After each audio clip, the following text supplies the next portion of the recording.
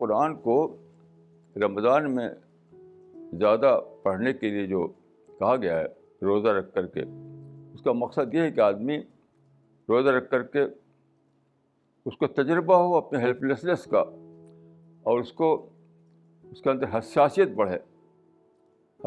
بڑھے.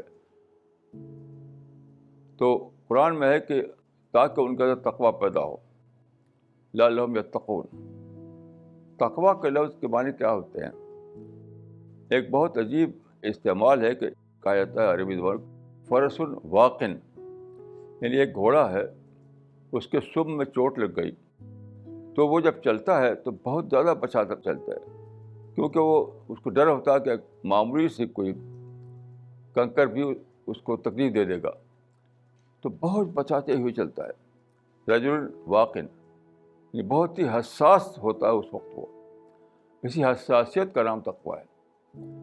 جب آپ بہت زیادہ حساس ہو جائیں اس کے بعد قرآن کو پڑھیں.